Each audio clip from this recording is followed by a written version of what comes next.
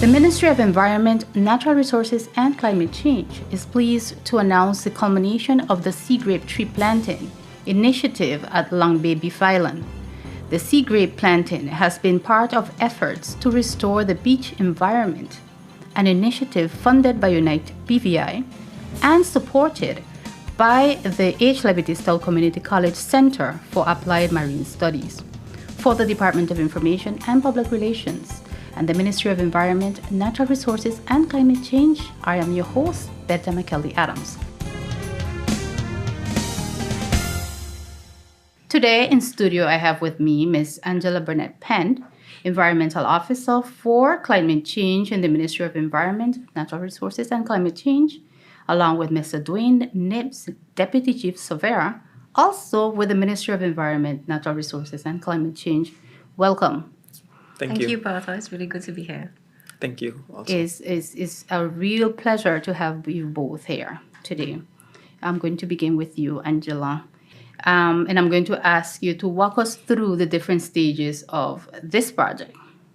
Sure, Bertha. So the Seagrape tree replanting initiative at Long Bay is part of a wider initiative, which we've dubbed Operation Restoration, which is all about restoring the natural environment at Long Bay, which had been significantly impacted by Hurricanes Irma and Maria, and even before that point, had begun to experience some degradation through some human interference, if I can summarize it as that. So we started work in 2022 to develop a beach management plan for Long Bay to really try to address a myriad of issues that were arising at that beach so that we could make sure that the user quality and the environment was, the user experience, I should say, and the environment was maintained at that beach. And we saw restoration of the environment as a critical part of that plan. We started to implement the plan as early as 2023 with different phases, but the work to really start Operation Restoration was in 2024. And that includes both the replanting of our target of 100 seagrape trees along the beach, as well as the replanting of a number of different native species within the beach dune, which is a very important part of the beach behind the area that we would typically go and recreate where we consider the beachfront. So the Seagrape tree planting initiative in particular was launched in June of 2024 as a part of our Environment Month celebrations. We had a lovely ceremony on the beach with our premier and who was a minister at the time, the district representatives from Unite BVI, students from the Willard Whitley and Francis Letton Primary School, and really, supporters from the community. And at that time, we launched the initiative with the planting of 20 seagrape trees, and throughout various weeks over the course of about 4 weeks in 2025, starting on March 15th. And running through April 6th, we planted the balance of 65 seagrape trees out along the beachfront. And in the course of 2024, we also planted 20-odd seagrape trees within the dune itself. So all in all, we've actually exceeded our target now of planting 100 seagrape trees, and we've planted around about 120-odd seagrape trees. So we're very happy with the success that we've had so far and the reaction that we've gotten from the community. You see, you already answered my second questions, but I'm going to move up to the third one. Are seagrapes the only type of trees that you planted so far? No, so seagrapes are the only species that we've planted along the foreshore. So the foreshore is that area between the vegetation line and the ocean where we go and swim. But in addition to seagrape trees, we've planted, it must be over 10 different species of native trees within the beach dune. So native trees meaning trees that are sort of, normally, naturally, historically found within the Virgin Islands, and in particular in that particular beach environment. So what had happened was when those trees were destroyed in Hurricane Irma, Maria, and like I said, some events leading, or even before those hurricanes, we had a real takeover of the beach dune by various invasive species. So invasive species are those that do not belong to a particular geographic area. Such as? So in the case of Long Bay, we had species like the neem tree. That's the common name for it, which on its own, and every species inherently has good value and good properties and so forth. It's a matter of where the species exists and whether or not it belongs to that particular place and has a positive role in that particular place. So the neem tree is actually originally from the subcontinent, the Indian subcontinent, the Asian region, and in that area plays a very positive role in the environments where it's naturally found. But in the beach environment, not so much so. So one of the things that invasives do is they actually outgrow and outcompete other species. So it didn't allow for those native species that have, always been in that environment and have specific ecological roles in that environment, including supporting the various biodiversity that exists in that beach to continue to exist. So those native trees were not able to regrow in the space and play their functions, but instead the dune became dominated by neem trees, as well as other invasive species, which people might not even consider invasive because some of them have been around for so long. Like, for example, one called the cabbage plant, or locally we would call it the cowheel bush. The wild tamarind is another example. But the main invasive that we struggled with was the neem tree. So we had to actually actively, and it's going to be an ongoing effort, actively go in and physically remove by cutting, uprooting hundreds of neem trees. Wow. Yes, and actually actively replanting that space with about, like I said, over 10 or so native species, but there's some species we focus more heavily on. So, for example, a species that people might be very familiar with is the lignum vitae, which has a lot of cultural and historic significance, including being used in our boat building industry back in the day. But it's a very special plant, very hardy, fairly slow growing. Other species that people might be familiar with would be things like the cedar tree, which of course, is again of cultural and sort of territorial significance. But there are a number of other species which people might not be so familiar with the names of, but people might recognize things like the loblolly tree, which is a big, lovely, grows into a big, lovely shade tree. So we're, pretty happy again with the fact that we've been able to really reconvert that space into a natural dune system. And part of the intention is to now use that space as an outdoor educational lab or space where people can actually come through and understand the functions of a dune, because many people are not aware how important that space is to actually having a healthy beach going forward, so that the generations to come would actually have a beach where they can go and enjoy. Of course. So it's going to be a space where people can go and understand the functions of dunes. They can understand the importance of native species, the different roles that they play in the environment, how they support biodiversity in the space. For example, turtle nesting activity at the beach. So we're going to have various signage throughout the dune, and there are trails where people can walk through and really experience the space, picnic tables where people can sit and enjoy and just, soak up the beauty of that space. So Okay, I can't wait to enjoy that space as well. Mr. Nims, I'm going to pull you into the conversation and ask you what was your involvement during this project? My involvement started off by just being readily available to assist. And what happened? A team player. I saw Miss Penn doing her bit, and P.S. assured her, you have Mr. Nibs here, you can utilize him, because he has skills that you don't know, but please do not exploit him. So when she initially spoke about the Seagrape trees and planting them, I was like, okay, when are we doing this? And then she explained, this is what happened. We have X amount of trees. We're not planting all the trees on one weekend. We're going to do this amount. So let's say on one weekend we agreed we're going to do 20 grape trees. Is 20? Yeah. About 20 grape trees. This is the amount of trees. We have the college. As she mentioned earlier, the college is in support. The trees were kept at the college and they were maintaining them for us, so to speak. Like watering them. Yes, they're doing that bit of the gardening for us. And out of it, then I became responsible for getting what we call the potting soil, because that was part of the planting process, and the tools necessary to make the experience possible with the family members when they come out on the weekends. Okay.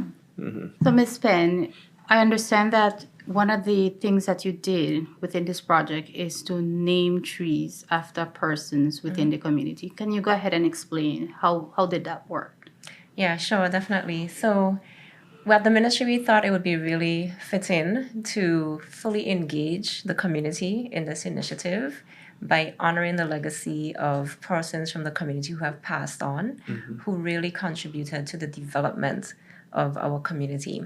And, we came from a tradition of boat building, farming, fishing before the Virgin Islands transitioned from a subsistence economy into the service-based tourism and financial services economy that it is today.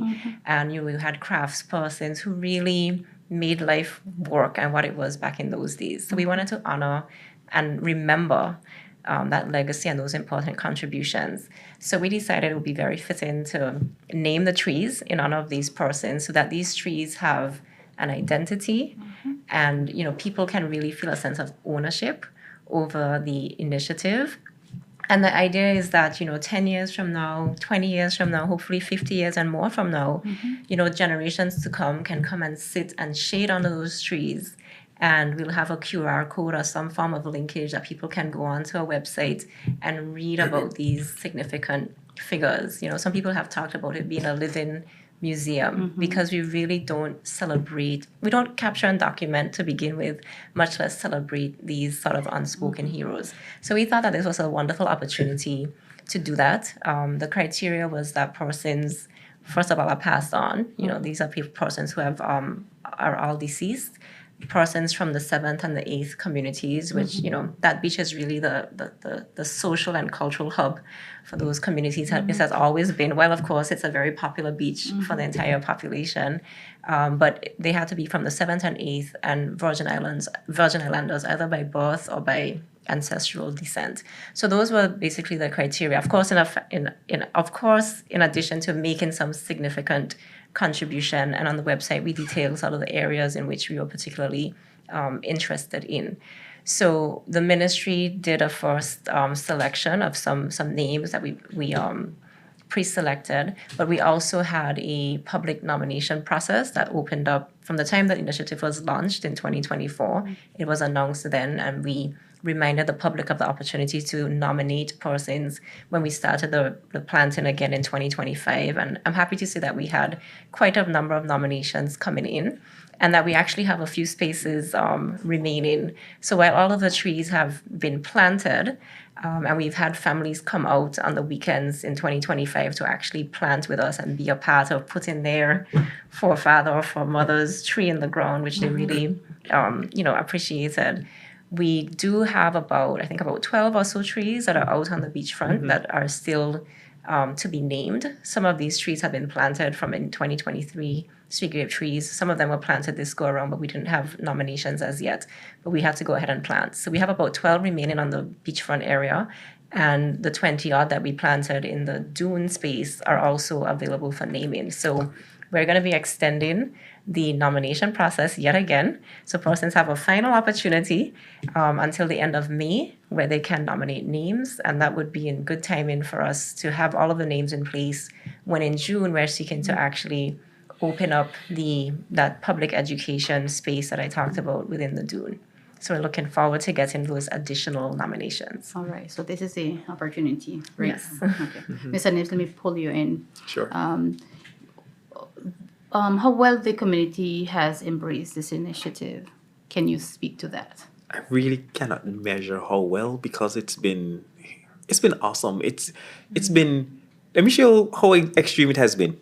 While planting, going through the exercise on the weekends, persons ask me, they're planting the trees understanding that in order to qualify, you have to have died. And I'm like, no, you don't qualify. And they say, but I say, yeah, but to qualify, you have to die. So today's not the day for you. Today's the day for your ancestor. Those people that have done the contributions to society. And I would like for you to not only have this moment, but I would encourage the family, whenever you all have time, to just come out, whether it be 1 gallon or 2 gallons of water, to assist us by watering these trees. Because the more love and attention we give to these trees, the faster they grow, the better the whole sand dune is, and the better the beach would be. So for me, I cannot measure how the person, the representative of these trees came out, but I do know they appreciate it to the uttermost. And hence it has also spilled over into other villages where I live in the second district, where the folks been at me, even at our district meeting, is like, Nibs, I've been there. Angela did this and Angela did that. When can we do the same thing? You know what? Let's get Angela and get to Bruce Bay and plant some trees. And then Kane Gardner reached out, and it's catching. So Well, that is good to hear. Yeah. That's very good to hear. nice. What is the next step for this project? What is the next phase for it? Well, in collaboration with Miss Penn, Angie, as we all know her as, after planting the trees, there's maintenance, and that is utmost important. With maintenance, we have the final stage where she will tell you more about the dedication of the beach and its restoration. But really and truly, we're gonna need more public support with the maintenance of the beach. Okay. And if I can just add to that in terms of sort of for the trees that we've planted and really creating sort of this living museum that I mentioned earlier. At the moment, the trees have been planted. They've been tagged with temporary tags. So people go to the beach right now, they'll find little name cards attached to each of these Seagrape trees, and you can go and see the names. But we have another stage to do, which is to really replace those temporary tags with really well done, durable, permanent nameplates that would not just have the name of the person, but also have a QR code or some means to link, like I said, to a website where people can really go and read a full biography of these persons, see photos, understand in more depth their contribution.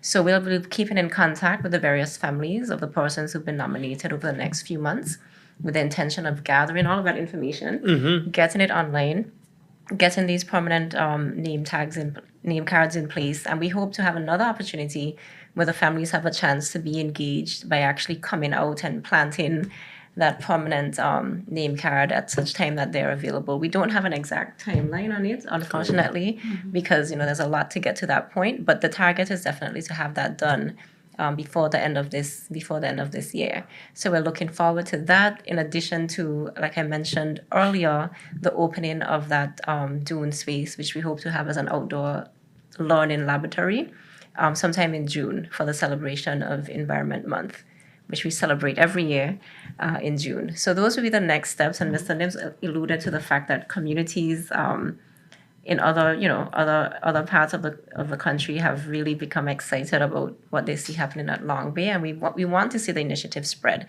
I know that persons in the public have commented, we're giving Long Bay all of the attention, and I understand that it appears that way. Long Bay is, however, our first development of and implementation of a beach management plan, and it's intended to be a pilot. So a lot of resources have flown there, both through government funding. Government has invested quite heavily in various parts of implementing the plan at Long Bay, including the development of a vending zone.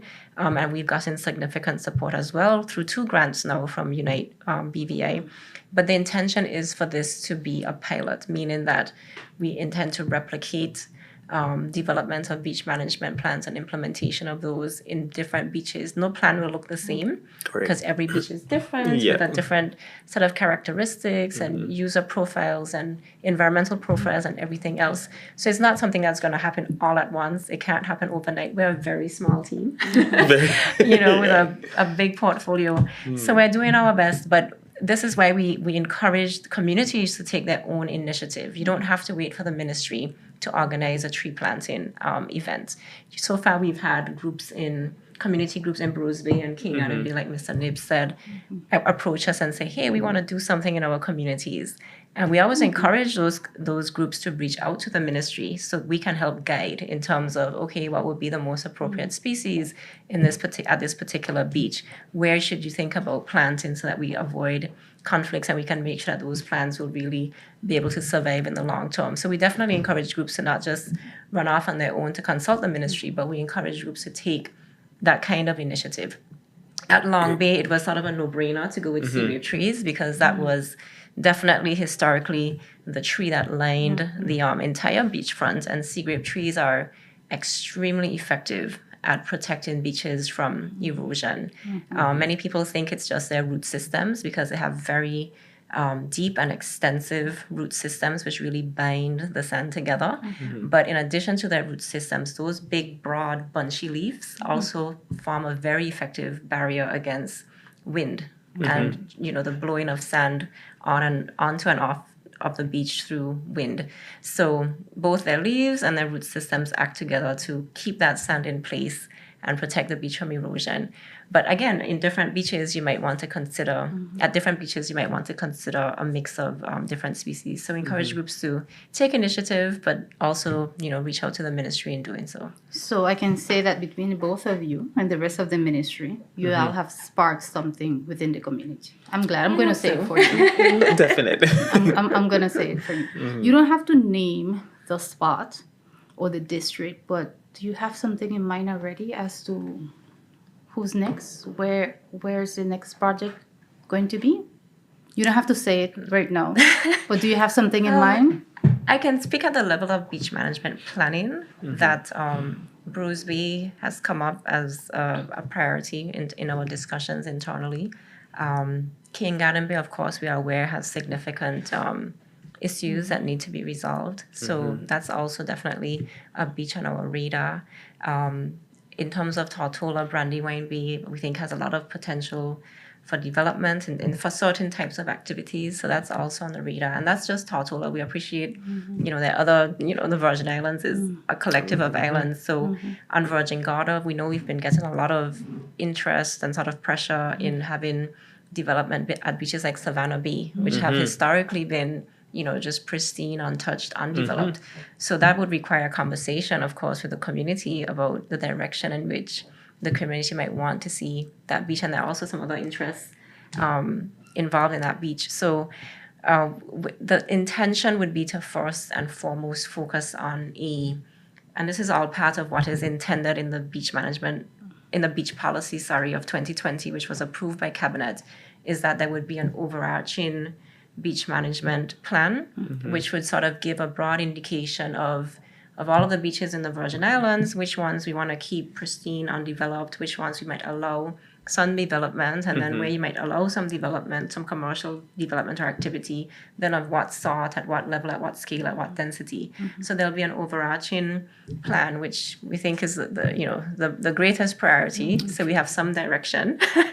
As people make applications to do activities on different beaches, I would sort of provide a guide in terms of how those applications are considered. But like I mentioned, those specific beaches where there's been to date at least, heavy tourism activity or the potential for heavy tourism activity, and us not wanting that to develop in a way where it's unplanned and then it results in negative effects. We're prioritizing those beaches for, sort of the next set of plans. But in terms of things like Seagrape tree plantings or other tree plantings, I think the next beach really depends on how fast the communities that, surround those beaches might want to act. Based on the interest so far, we might see the next initiatives happening at Brose and King Garden Bay because there's already been interest expressed. Okay. Yeah. Mr. Nips, in conversation with persons, you said that you encourage them to assess by watering the plants that you have already planted at Long Bay. Correct. What other sort of community assistance would you say persons can assist with? Besides the watering, definitely we would like assistance with removing of the invasive species. I know Angela she only mentioned neem tree. That was one that was on the top of her list, right? But I never met one so disruptive, so antagonizing. I mean, like, I don't know why this bush was created, but everything has its purpose. For sure. It's called the buzzy grass. You need to give me pictures Of the buzzy grass? Yes. So, Buzzy grass is a thorn. When you pass through it, not only does it affect your walking on the sand negatively, it sticks on you. So we end up propagating it to other places. And when that grows, eventually it just takes over it's like a plague. Fine. Yeah. So we need assistance with managing what we call the unwanted species. unwanted invasive species in the beach areas. Yeah, so I mean, he's entirely right. I endorse that 100%. In the case of the neem, for example, within the dune, even though we have gone and physically, like I said, cut down, uprooted hundreds of neems, and you might go there now when it's fresh and see that there are no neem trees. There's still probably within that, within the layer of sand, neem seeds that are buried in there, and it's such a resistant plant. It can grow in almost any environment. Those seeds are eventually going to start, springing up, coming to the surface. And while we do have a team of wardens, it's a small team and it's a big beach to manage.